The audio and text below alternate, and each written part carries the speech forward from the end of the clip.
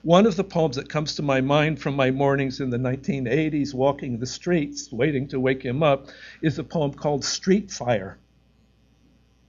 It's past midnight in a thick fog when sirens call us to the terrace. We look down onto blossoms of bright fire opening from manholes on Fifth Avenue. There are men standing and smoking in rubber jackets outside a garment district cafe, the lights fluttering, the fire offering us its electric smoke. In bare feet and robes, the cat and dog at our feet, we hear the heat pound tubes stuffed with wire, and somewhere down there, under the softening blacktop, the gas mains wait to take in the whole block. We bring the 2 or 3 small relics of our lives, the dog and cat, and the elevator to the street.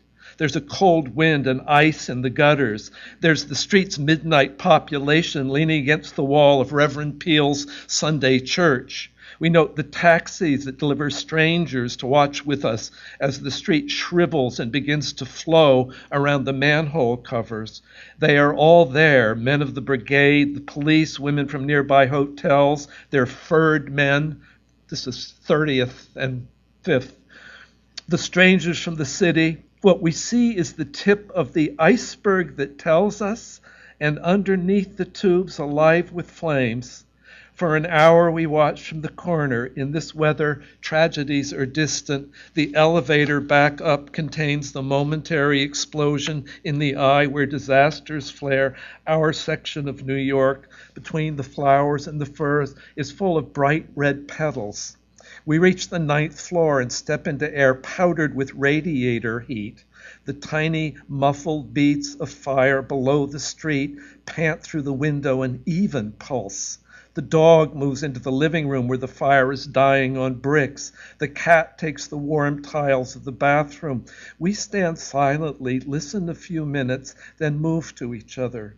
Our own fire is watered by the conviction that things are right.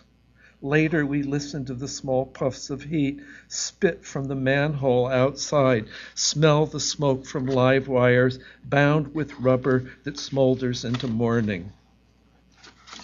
I clearly picked too many poems to read, so I'm just going to read one more. One of the rhythms of the later poems got to be summers outside of New York, so I could always know what Dan's vacations were like. And this is a poem called Daybreak. The angular, stick-legged walk of the bay's heron is what dawn spawns at the rim of receding water. It walks like a cat walking on water, outrageous, cautious, regular as it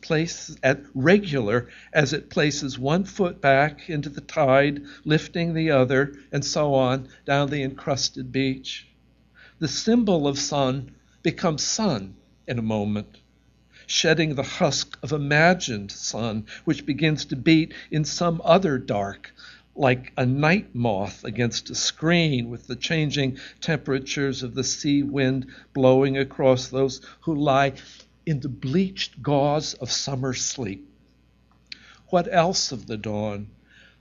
The interrogative Bill from the lobster boat whose family pots dot our water yard, the exclamatory bird song, the explosive light breaking off bay's glass.